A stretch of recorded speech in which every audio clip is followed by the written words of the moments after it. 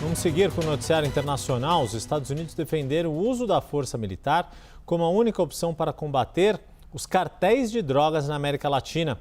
Autoridades de defesa de países latino-americanos estão reunidas hoje na sede do Comando Sul dos Estados Unidos, na Flórida. As informações chegam com a nossa correspondente para a América Latina, Luciana Tadeu, falando ao vivo de Buenos Aires. Luciana, muito boa tarde. Esta fala de um assessor da Casa Branca está alinhada à política de segurança do governo Donald Trump para o hemisfério, não? Boa tarde mais uma vez. Exatamente, Yuri. Boa tarde para você, para todos que nos acompanham. Essa fala que acontece em uma conferência contra os cartéis de drogas nas Américas, que está sendo realizada pelo Departamento de Defesa dos Estados Unidos, agora chamado de Departamento de Guerra. E o assessor da Casa Branca, Stephen Miller, disse para esse grupo de líderes militares latino-americanos que os cartéis de drogas somente podem ser derrotados com a força. Diz que depois de décadas de esforços, eles entenderam que a solução para combater a questão dos cartéis é militar e não na justiça criminal, e que por isso mesmo eles decidiram se reunir com líderes militares e não com advogados, porque, segundo ele, é o único jeito de combater essas organizações criminosas. E no mesmo sentido, Pete Hegseth, que é o secretário de Guerra dos Estados Unidos, disse, inclusive, para esses líderes militares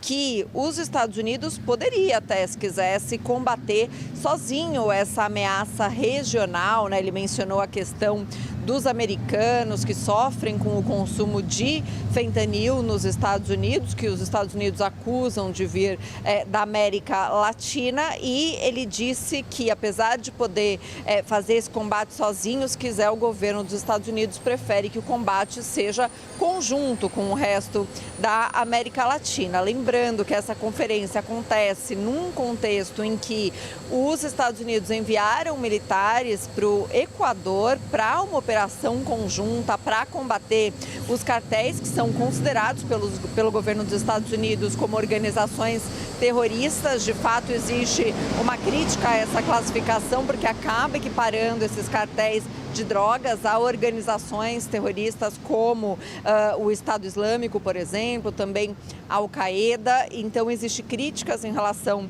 a essa qualificação, que também foi utilizada, essa questão do narcoterrorismo, como um dos argumentos que resultou nos ataques à Venezuela e a captura de Nicolás Maduro, que era apontado pelos Estados Unidos como o líder de uma estrutura criminosa. Então, houve essa reunião dessa Conferência das Américas de combate aos cartéis e, inclusive, nessa conferência, o secretário de Guerra dos Estados Unidos disse que a região está enfrentando um teste fundamental para determinar se as nações da região vão permanecer sendo nações ocidentais, cristãs, sob a proteção de Deus. Então, fazendo essa mistura aí dessa questão da religião com o combate ao terrorismo, que eles vinculam ao tráfico de drogas, Yuri.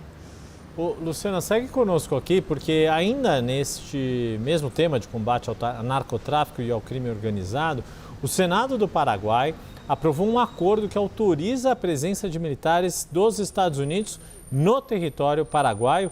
E isso pode ter uma série de consequências, inclusive aqui para o Brasil. Sabemos, da nossa fronteira, do quanto a fronteira entre Paraguai e Brasil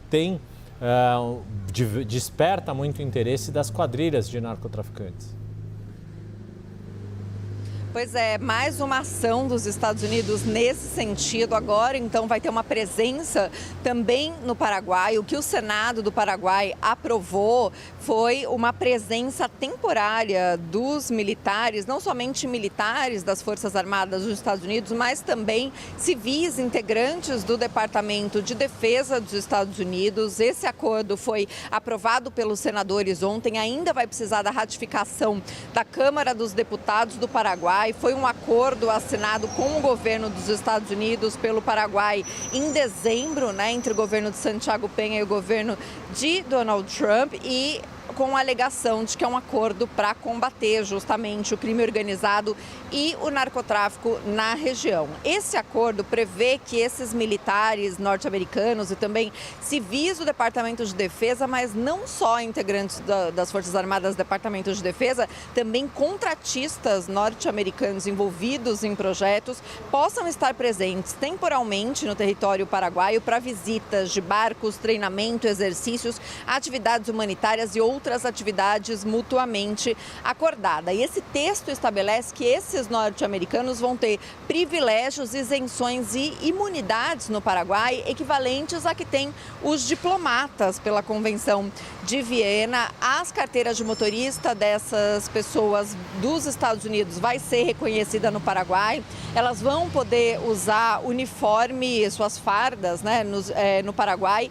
E também armas no Paraguai, caso seja autorizado pelos seus superiores. Esses enviados norte-americanos vão atuar no Paraguai sob a jurisdição dos Estados Unidos, ou seja, vão responder à Justiça dos Estados Unidos e não à do Paraguai, e não vão ter que pagar nenhum tipo de imposto. Esse tratado também prevê a livre circulação de aeronaves, de barcos e veículos operados pelo Departamento de Estado dos Estados Unidos no Paraguai, desde que notificada a presença, né, desses veículos às autoridades locais. E essas aeronaves, esses barcos e veículos não vão poder ser abordados ou inspecionados no território paraguaio. Então, um acordo que, para a oposição no Paraguai, viola a soberania do país, mas que foi aprovado no Senado com 28 votos a favor, 7 contrários e 6 abstenções.